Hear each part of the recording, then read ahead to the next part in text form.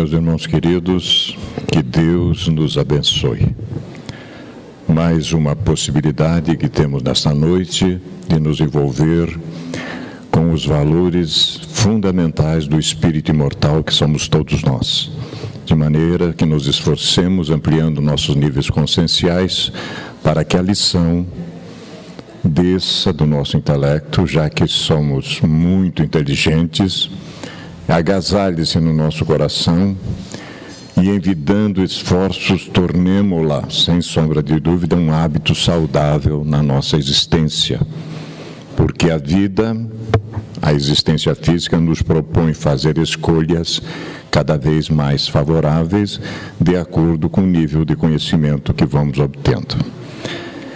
Nesta noite, para nossa alegria, a nossa felicidade relativa, está conosco nosso querido companheiro Jorge Bombonato.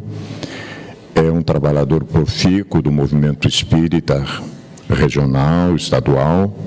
Jorge vincula-se mais à Sociedade Espírita Amor e Caridade, mas transita em toda a nossa regional. E nesta noite ele está nos trazendo uma proposição de trabalharmos a ideia de Deus no viés, no olhar, no prisma da filosofia espírita. Jorge já está conosco e daqui a pouquinho então vai nos conduzir na reflexão. Iremos fazer a nossa prece, em seguida uma lição introdutória e o Jorge nos conduzirá na reflexão. Muito importante, voltamos a frisar, que ampliemos níveis conscienciais para absorver a lição.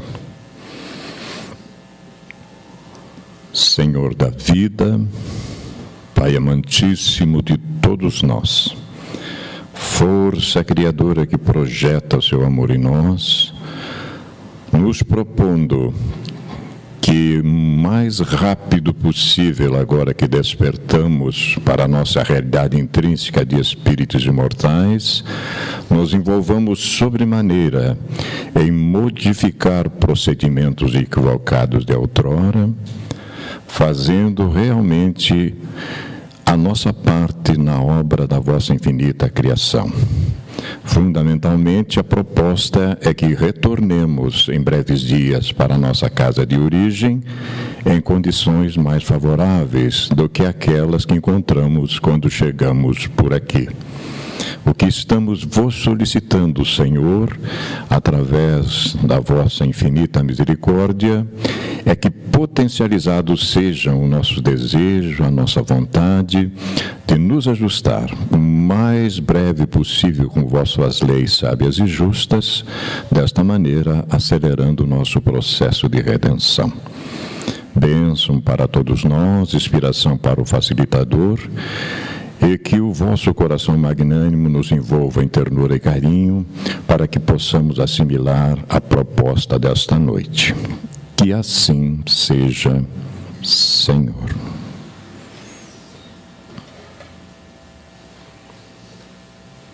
A benfeitora Joana de Ângeles, através da psicologia profunda, nos propõe o seguinte pensamento sobre a força criadora.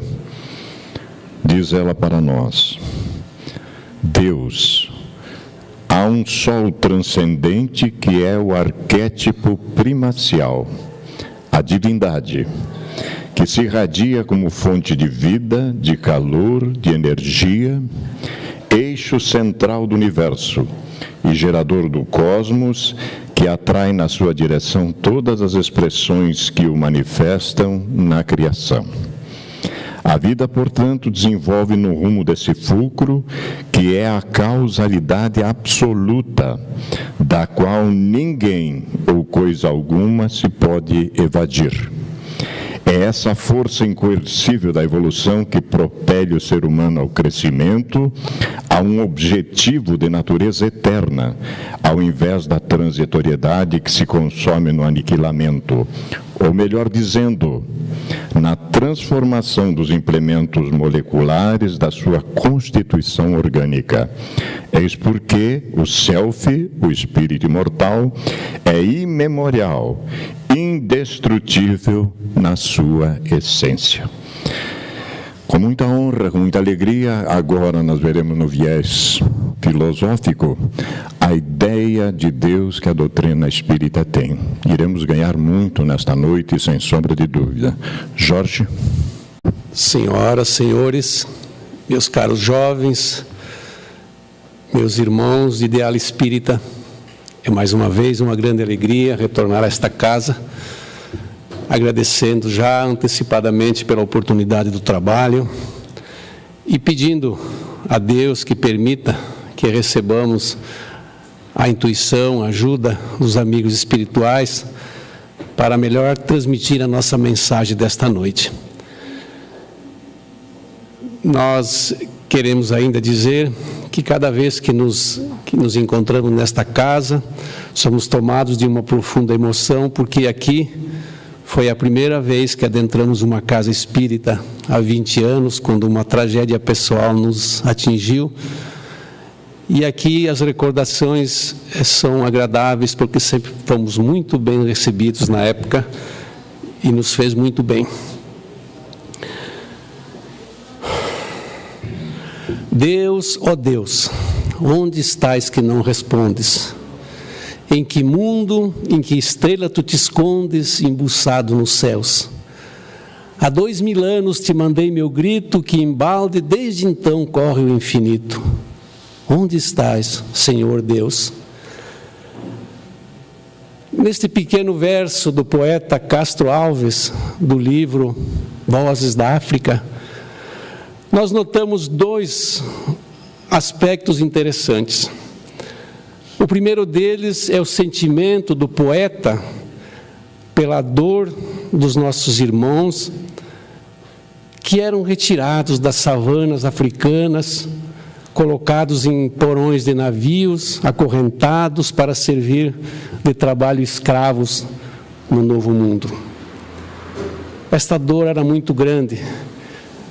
Muitos desses escravos morriam na viagem, de desgosto, pela tragédia de ter que abandonar as suas famílias e serem levados para aquele trabalho em que eram colocados.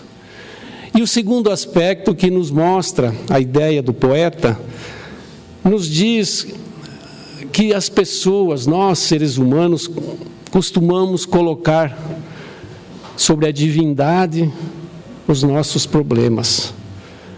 Culpamos a Deus muitas vezes pelas coisas que nos acontecem. Nós vamos entender quando um jornalista do New York Times, na Ásia, por ocasião daquele tsunami, quando as pessoas, os pais, enterravam crianças que haviam morrido no tsunami, ele escrevia no jornal: onde está Deus que permite isso? Há pouco tempo também, quando tivemos aquela tragédia aqui no Rio Grande do Sul, em Santa Maria, naquela boate onde 240 jovens morreram, numa tragédia indescritível. Uma senhora no caixa do mercado dizia, e nós ouvimos com tristeza: Deus é injusto e cruel. O próprio Papa Bento XVI, visitando Auschwitz, na Polônia, onde aconteceu aquela tragédia na Segunda Guerra Mundial, onde milhares de judeus foram assassinados em câmaras de gás, ele dizia na época: onde estava Deus naqueles dias e por que ele silenciou? Esta visão de Deus veio trazendo através da história uma descrença muito grande. Trouxe embates acadêmicos onde grandes personalidades do mundo acadêmico, como Richard Dawkins, um grande, talvez o mais influente biólogo da atualidade, escreve um livro com quase 500 páginas, e o livro chama-se Deus, um Delírio, para dizer que Deus não existe. Outros grandes escritores também, André Comte Sponville, um filósofo francês muito importante, escreve também uma obra onde ele fala o espírito do ateísmo. E nós vamos constatar hoje que 50% das pessoas que vivem na Inglaterra, país de Gales, naquela região, 50% não acreditam em Deus. De 2007 a 2014, aumentou 100% o número de ateus nos Estados Unidos. Dobrou o número de ateus. No Brasil já se fala em 9% de pessoas que não têm religião e não acreditam em Deus. Mas a fonte principal, meus amigos, desses conflitos atuais entre a ciência e a religião, está num conceito equivocado da ideia de Deus.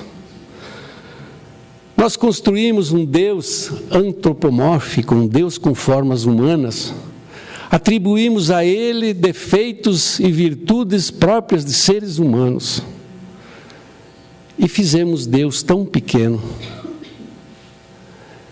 E com isso criamos toda essa ideia, este desencanto atual com relação às religiões. E aí nós vamos encontrar ainda complicadores maiores quando vamos ver os fatos que costumam dar razão aos ateus. Principalmente quando analisamos o Deus numa visão bíblica.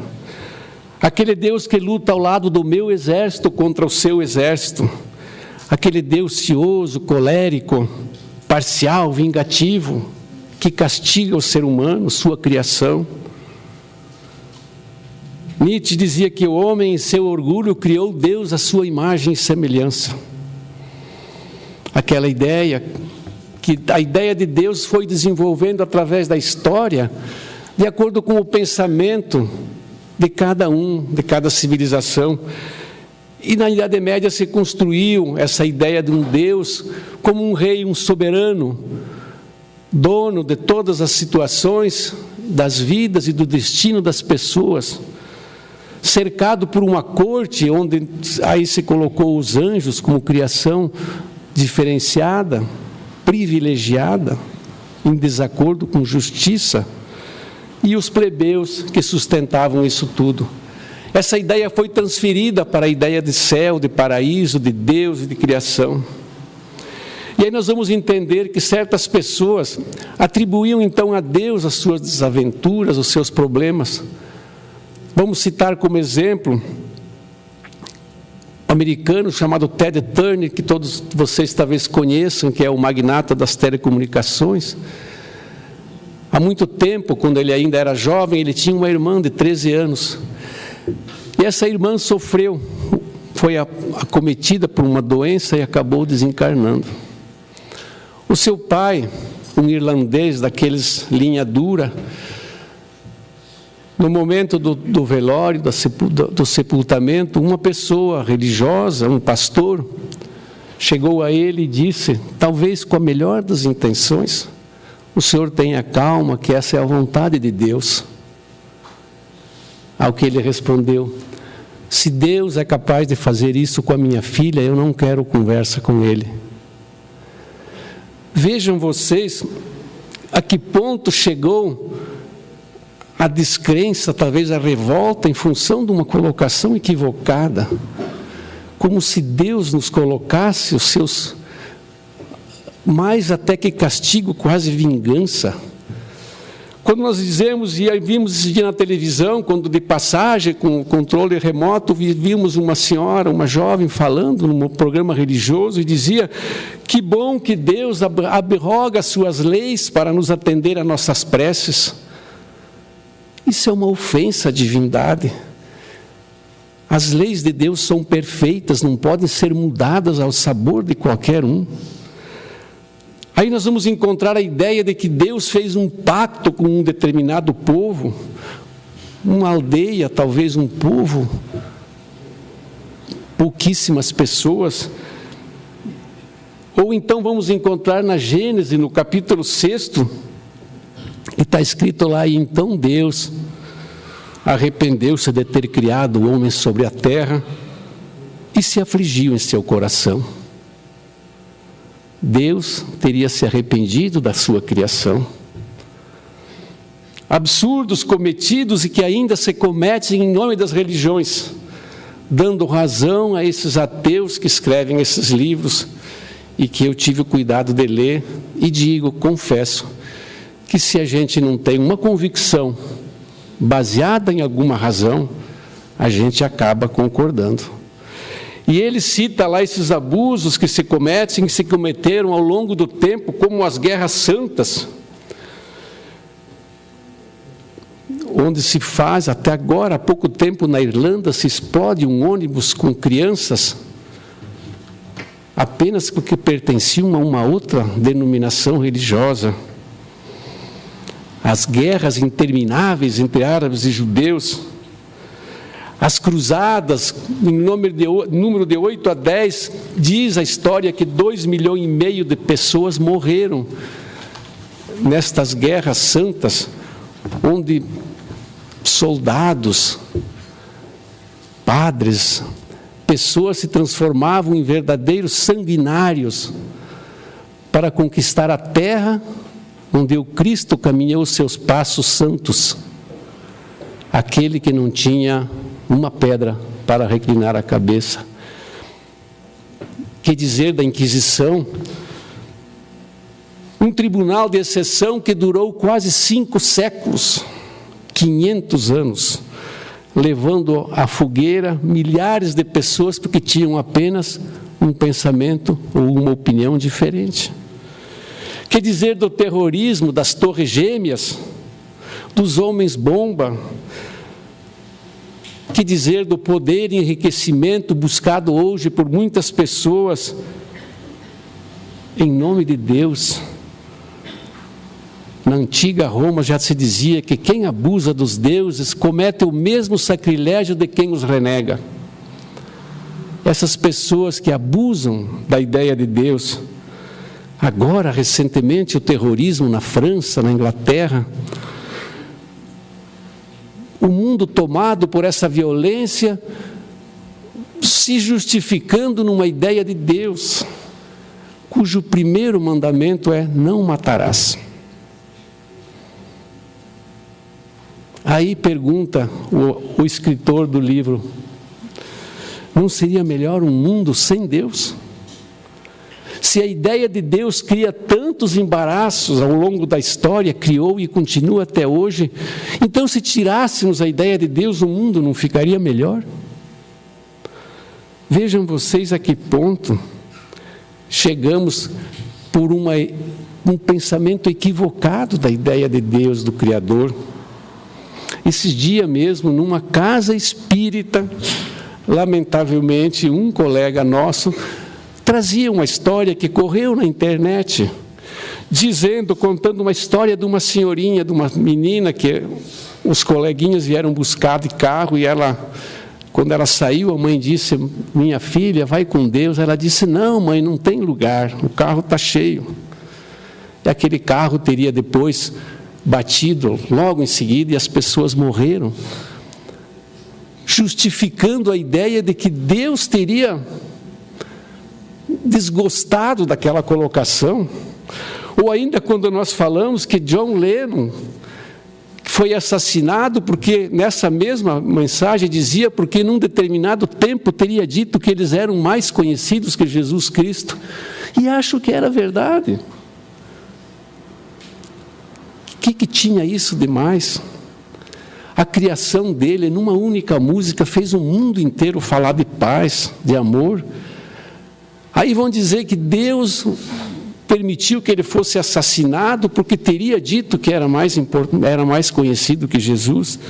Ou a ideia do Titanic, que também é citado nessa mensagem, dizendo que aquele navio maravilhoso que fez sua primeira viagem e naufragou, teria sofrido naufrágio porque tinha sido colocada uma faixa na sua partida que dizia: nem Deus, nem os homens, para dizer da sua importância. Meus amigos, as características através da história, nós temos contribuições importantes com a ideia de Deus.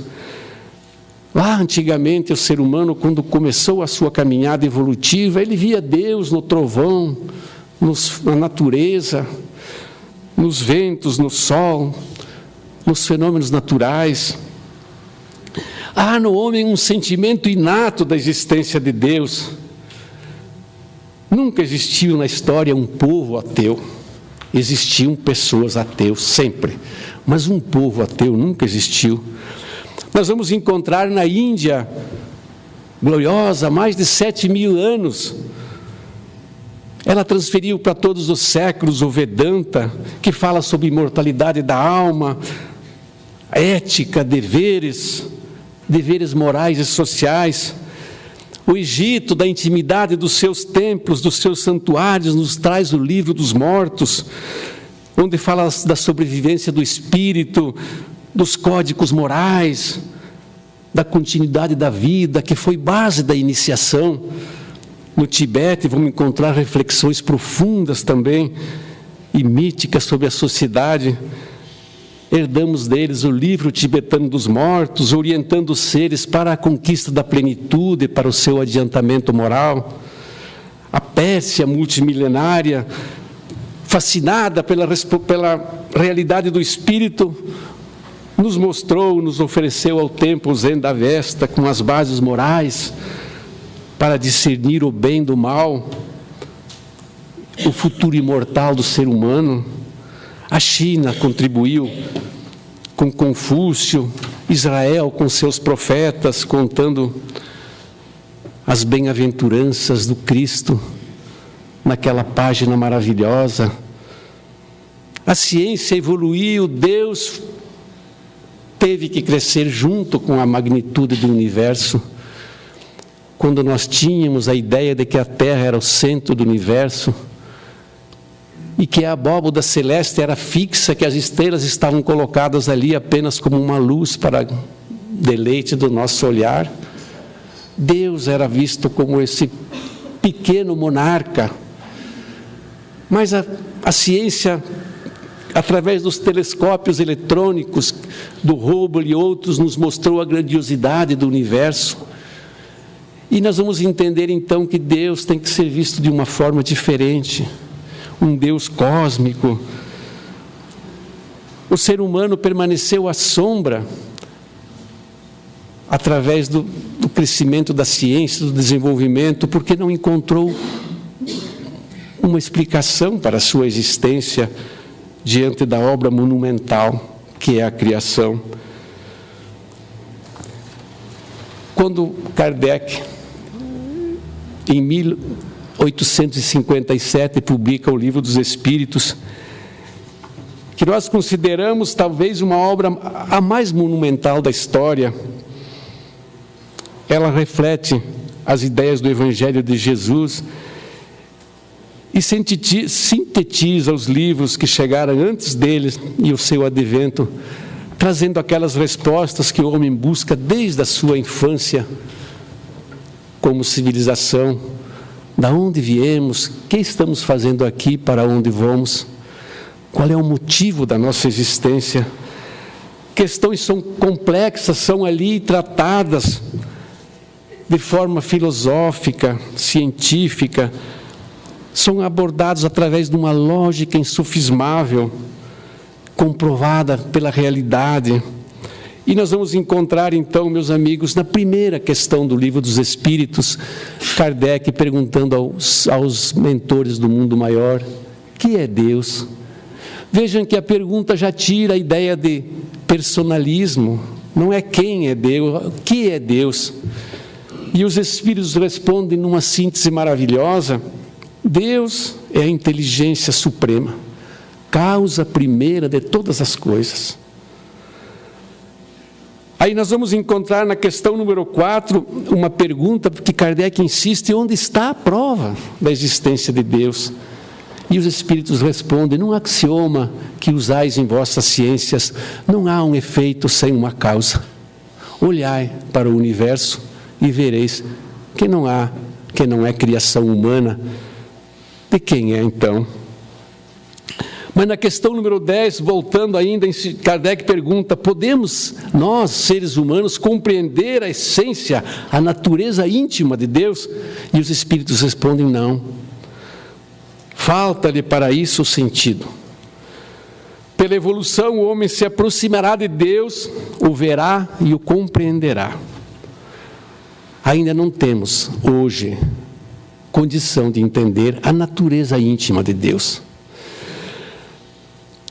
Do ponto de vista do Cristo sobre a divindade, nós vamos encontrar na obra de Kardec que ele diz: já não é o mesmo Deus terrível, ciumento, vingativo de Moisés, o Deus cruel, implacável, que rega o sangue com sangue a terra, com sangue humano, que ordena o massacre, extermínio de povos, sem excetuar mulheres e crianças e os velhos, e que castiga aqueles que poupam suas vítimas. Já não é um Deus injusto que pune um povo inteiro pela falha do seu chefe, que se vinga do culpado na pessoa do inocente, que fere os filhos pelas faltas dos pais, mas é um Deus clemente, soberanamente justo e bom, cheio de mansidão e misericórdia. Já não é um Deus de um único povo privilegiado, mas é um Deus do gênero humano, um Deus de todos. Enfim, já não é um Deus que quer ser temido, mas um Deus que quer ser amado. Não é dado ao homem sondar a natureza íntima, como já falamos, natureza de Deus. Para compreendê-lo ainda nos falta o sentido próprio que se adquire pelo meio da depuração do Espírito. Mas nós podemos, mesmo não sabendo a essência íntima, podemos entender os atributos sem os quais ele não seria Deus. E aí nós vamos encontrar que Deus é a suprema e soberana inteligência. A inteligência de Deus, abrangendo todo o infinito, terá que ser infinita. Se supuséssemos limitada num ponto qualquer, poderíamos conceber outro mais inteligente e este seria Deus. Deus é eterno, não teve começo e não terá fim. Ou então poderia ter havido outro antes dele, teria que ter sido criado. Deus é imutável. Se estivesse sujeito a mudança qualquer uma das suas leis, nenhuma estabilidade teríamos no universo. As leis que regem o universo são imutáveis e perfeitas. Deus é imaterial. São ridículas aquelas imagens que mostram Deus representado numa figura de um ancião de longas barbas.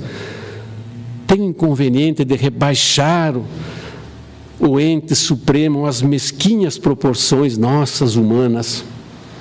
Deus é onipotente. Se não possuísse o poder supremo, poderíamos imaginar uma entidade mais poderosa. E então esta seria Deus. Deus é soberanamente bom e justo. Um ser infinitamente bom não poderia conter a mais insignificante parcela de malignidade. A soberana bondade implica na soberana justiça. Deus é infinitamente perfeito. Se lhe tirássemos qualquer um desses atributos, ou mais mínima parcela, já não haveria Deus, pois poderia existir um que fosse mais perfeito. Deus é único. A unicidade de Deus é consequência do fato de seres infinitas as suas proporções. Deus é único. Deus, pois, é a inteligência suprema, soberano, único, imutável, imaterial, onipotente, soberanamente justo e bom, em todas as suas perfeições. E não é verdadeira qualquer filosofia, ou psicologia, moral ou religião que se afaste um tio destas qualidades. Nós poderíamos fazer uma comparação, ainda que imperfeita, para falar da ideia de Deus. Poderíamos supor um fluido bastante sutil para penetrar todos os corpos do infinito, do universo, dotado de inteligência, de faculdades perceptivas e sensitivas. Verá, ouvirá e sentirá. E a natureza inteira mergulhada neste fluido. Ainda é uma ideia pequena da ideia de Deus. Ainda é uma suposição ainda muito pequena.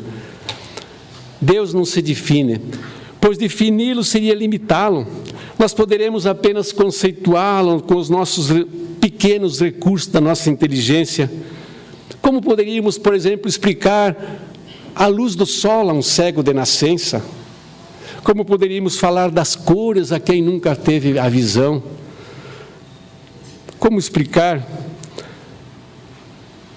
como falamos a um cego, a beleza das cores? Deus não se mostra, Ele se revela pelas suas obras. Dizer que o mundo é o resultado de uma explosão é o mesmo que acreditar que um dicionário pode ser o produto da explosão de uma tipografia. Conhecemos os efeitos de determinadas coisas, como a eletricidade, o calor, da luz, da gravitação.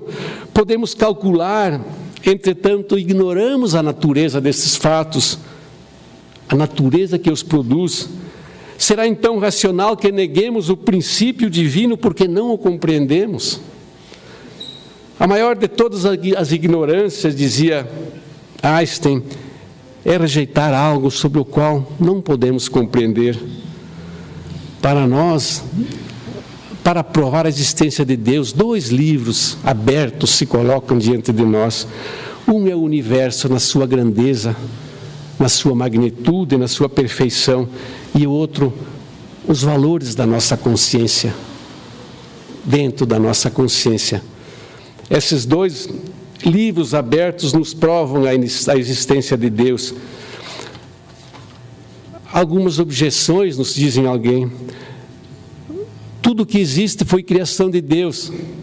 O mal existe. Então o mal é criação de Deus.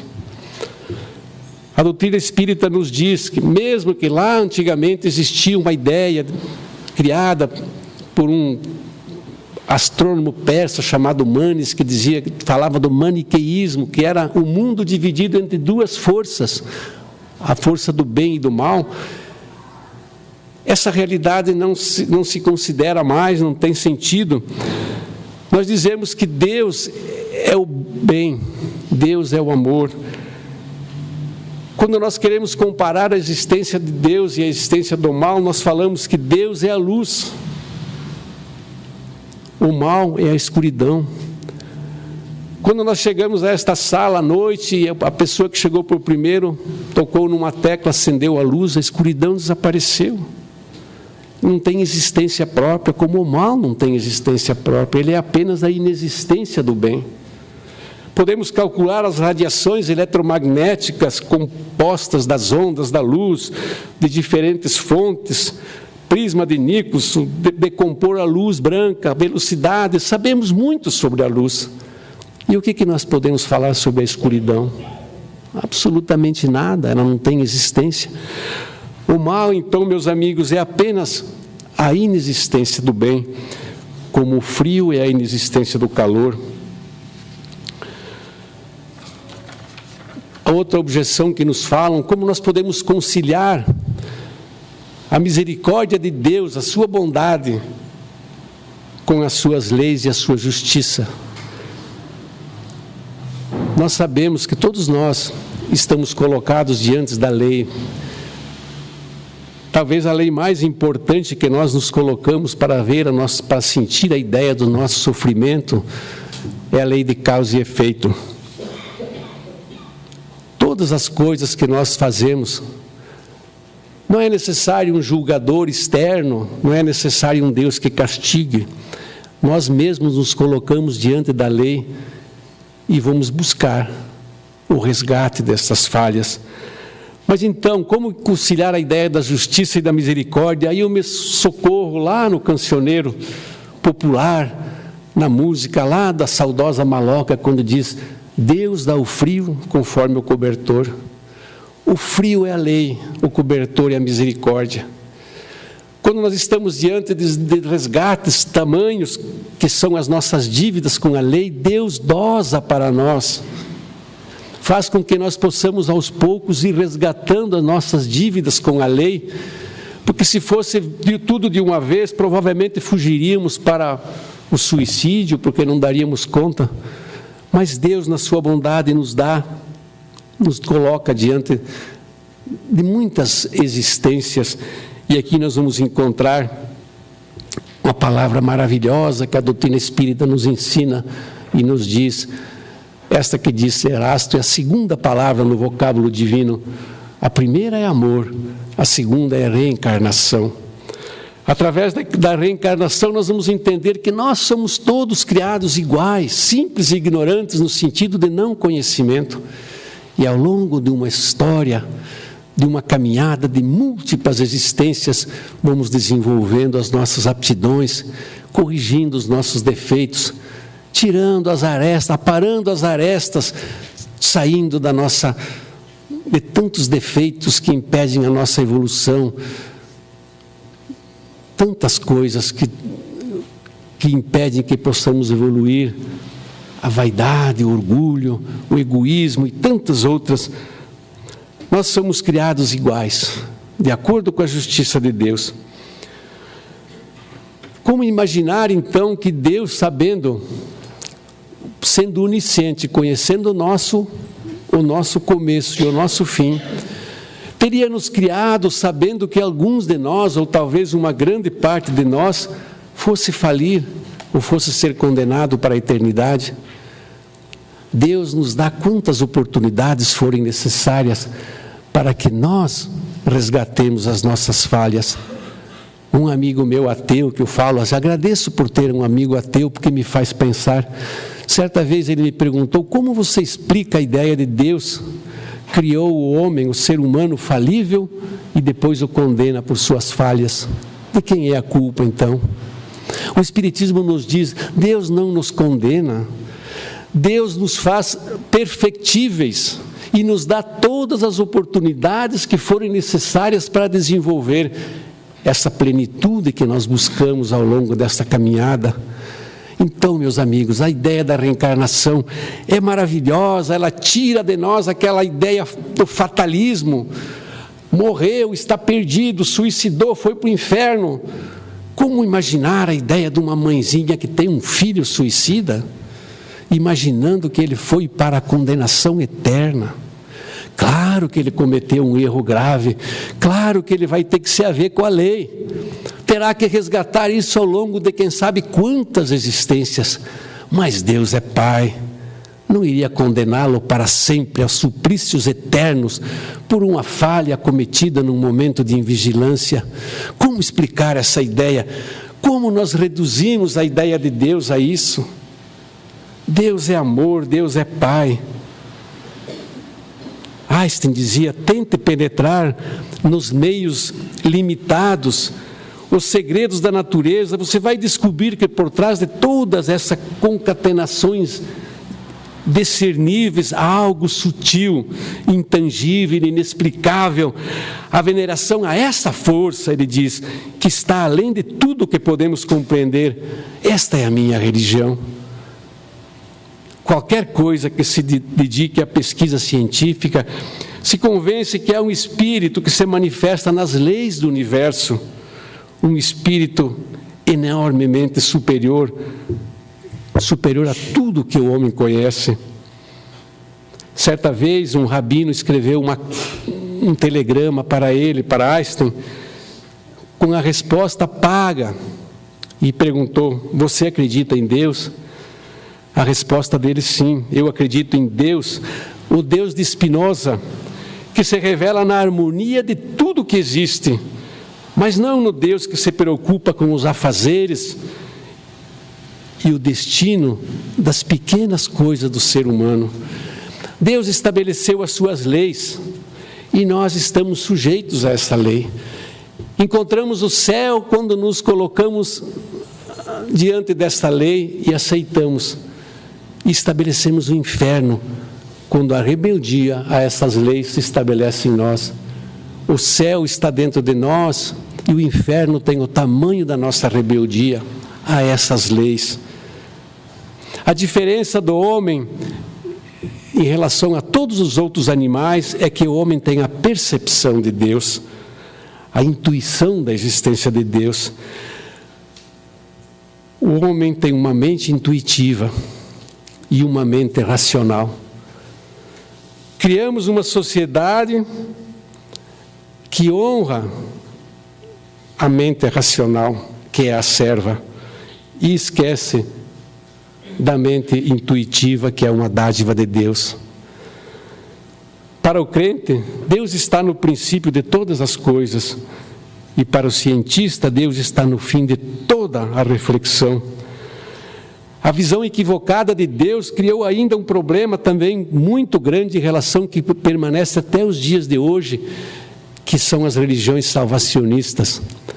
Não que queiramos criticar que qualquer tipo, qualquer religião, qualquer denominação, mas nós encontramos às vezes pensamentos que dizem que você está salvo porque você se colocou ao lado desta ou daquela crença.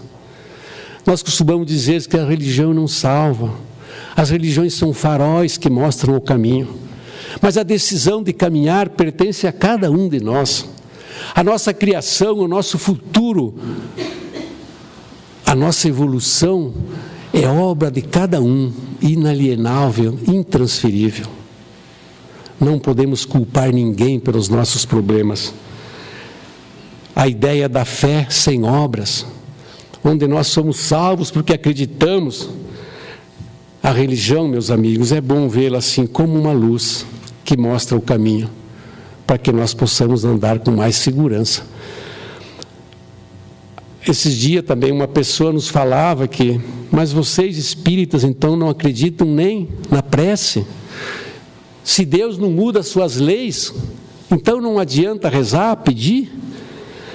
Nós entendemos de forma diferente, nós sabemos que Deus não muda as suas leis.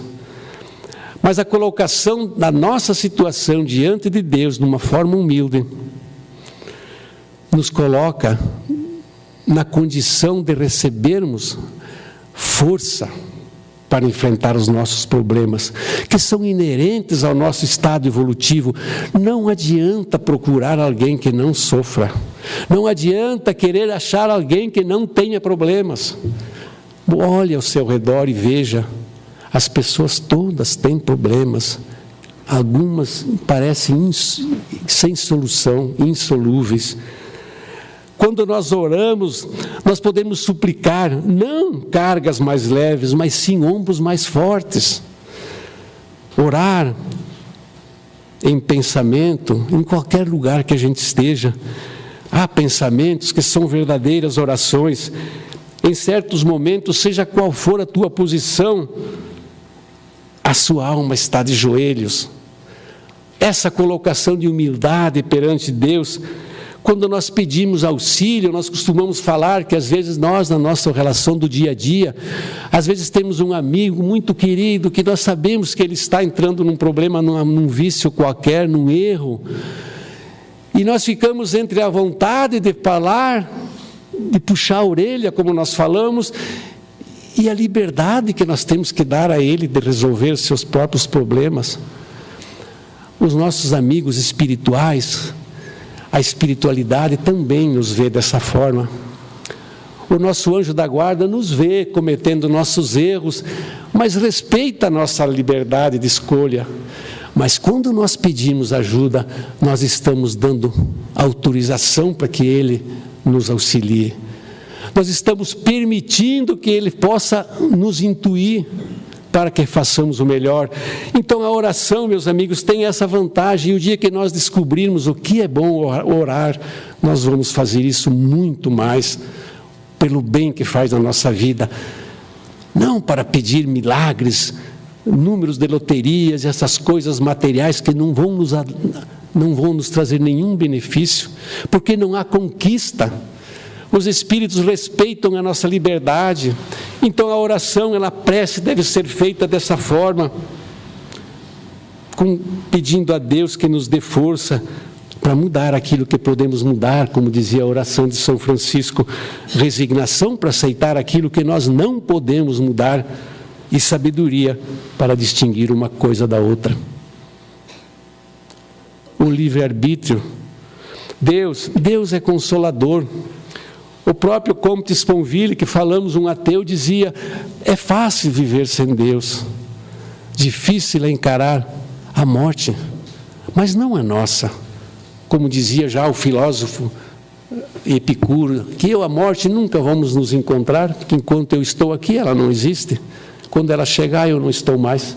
Então a morte não me interessa, mas a morte dos nossos entes queridos. Como resistir à ideia de uma morte de uma pessoa de um bem, de uma pessoa que convive conosco, sem o pensamento em Deus? Como enfrentar as nossas grandes provações da vida sem a ideia de Deus?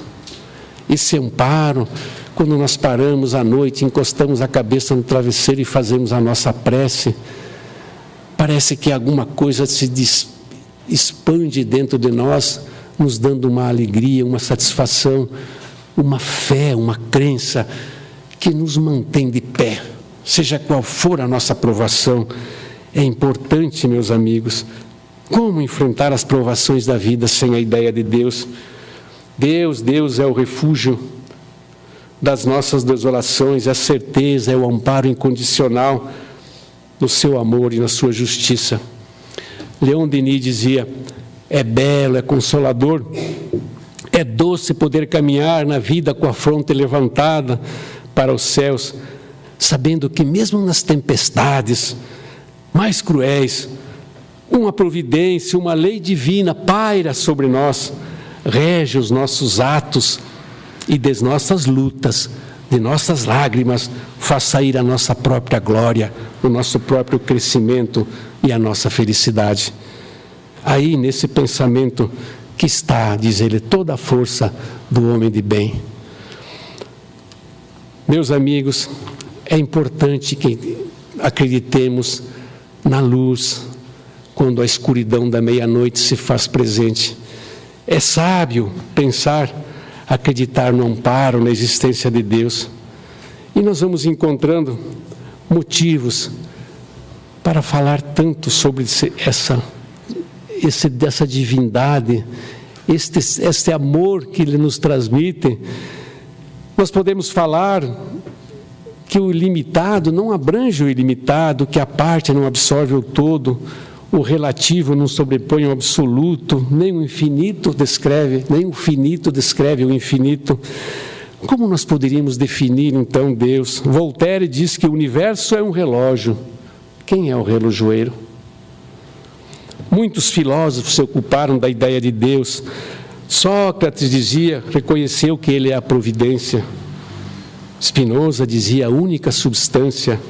Aristóteles dizia que era o motor imóvel que move tudo e atrai para si toda a perfeição. Acreditava-se na técnica, na ciência e nos efeitos benéficos necessariamente emancipadores da razão. Mas nós descobrimos, porém, que a ciência também pode produzir enganos, ignorância, pois o conhecimento pode fechar-se numa especialização e desconhecer as outras coisas. Dizer que à medida que a ciência avança, a religião retrocede é um grande erro, pois quanto mais se descobre acerca do mundo, mais percebemos que há um propósito, um desígnio por trás de tudo isso que nós estamos vivendo. Quando falamos lá no começo da nossa conversa do poema do nosso querido poetinha, abolicionista, quando ele desencarnou, ele viveu apenas 24 anos, desencarnou na Bahia, Castro Alves. A religião espírita já existia e tinha na Bahia já um pequeno jornal, uma casa espírita, mas ele não a conheceu. O nosso querido Chico Xavier, grande médium espírita, no seu primeiro livro publicado, chama-se Parnaso de Além Túmulo, ele traz a poesia de 60 poetas da língua portuguesa já desencarnados. Por meio de psicografia, ele traz poesias desses poetas maravilhosos. E vamos encontrar aí muitos poetas da língua portuguesa com o mesmo jeito, com a mesma métrica, com o mesmo sentido, mostrando que realmente eram eles mesmo. E nós vamos encontrar um poema que chama Marchemos. Esse poema de Castro Alves, que veio através da psicografia.